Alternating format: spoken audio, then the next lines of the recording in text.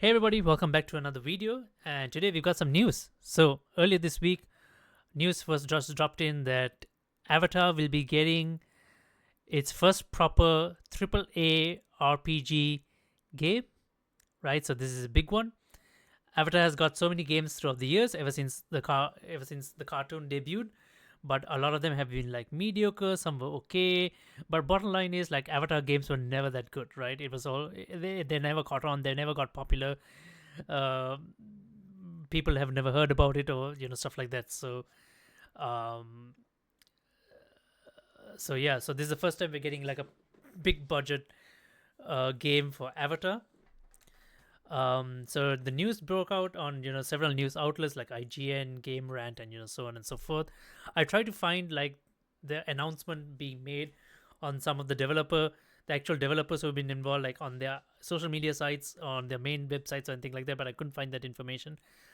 So yeah, basically the headlines go as follows: Avatar: The Last Airbender is getting an AAA RPG with Saber Interactive and Paramount Game Studios. Saber Interactive, I'm guessing, is the developer, and Paramount would be the publisher, I guess. For those of you who are not familiar with Saber Interactive, these are the guys who made Space Marine 2, Warhammer 40k, Jurassic World Park Survival, a couple of other games, Exploding Kittens, the VR one, Mud Runner.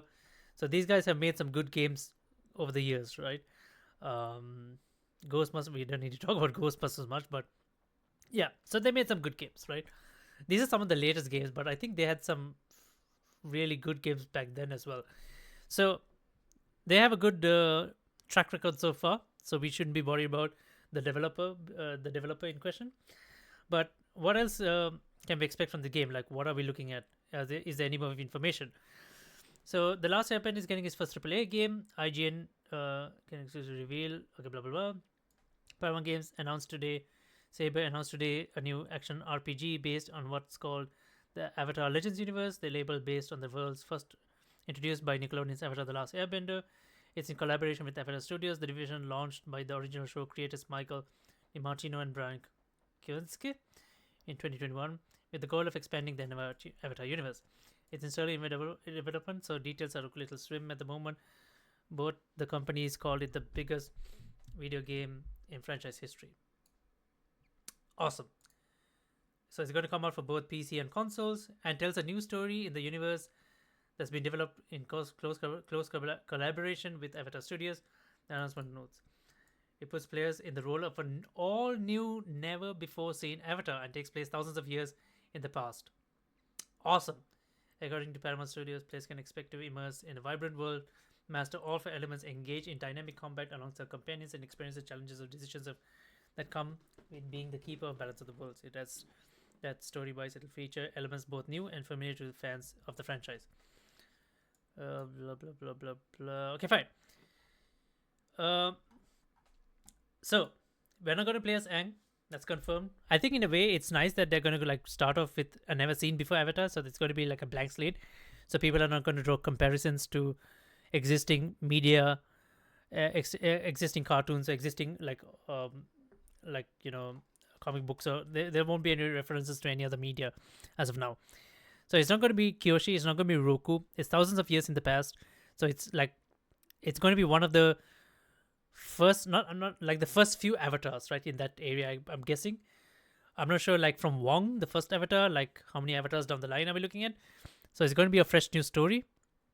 So it'll touch on a few plot elements that are kind of like we're familiar with, because like in Legends of Korra, we kind of like saw the history of the spirit world and how it came to be, and stuff like that. So it might touch on a few things like that, but it's going to be a completely fresh story. So none of us are going to know anything about this new avatar or anything like that. So it's going to be interesting to see. I'm hoping because we've already had Aang, we've already had Korra, so I'm hoping it's going to be either a fire bender, like originally a firebender, or an earthbender. So that's what I'm hoping for. So we already had Aang, like the airbender avatar, and then Korra, the waterbender avatar. I'm hoping it's going to be a firebender or an earthbender avatar. It'll be nice to see their origins that from that part of the world, how the avatar like comes to be and how are they treated. Of course, we kind of like saw that in Kyoshi and through Kyoshi and Roku, but it'll be nice to play a story as them. Then again, it's just my opinion. So, so that's pretty much. So, if you look at Avatar games in like in general, there's never been a good. I'll link this video in the description below. So there have been some really mediocre games throughout the course of the years. Like a lot of them are not even just linear based, level based, puzzle solving, not exactly a true proper open world RPGs. So I think the reason for that is one is not a lot of these games. I think this was done by a single person, like a single person dev, which was quite a good job. This is the closest we got to like a proper open world RPG. But yeah, um, I think the reason is one, budget. There's never been a budget for an Avatar game, so no one has ever given it a huge budget. Um, and then um, and the other one is the mechanics, right? So I think it always revolves around the companions. So I don't think like back then, studios knew how to tackle like when you have multiple, because no one wants to play as just as Avatar, especially if you're playing one of the known characters, right? If it's from Aang's timeline, then everyone wants to play as Zuko, Toph, Katara, Sokka as well. Or if you're playing as Korra, they want to play as Beifong, Mako, everyone in there. So they want to like be able to switch between characters.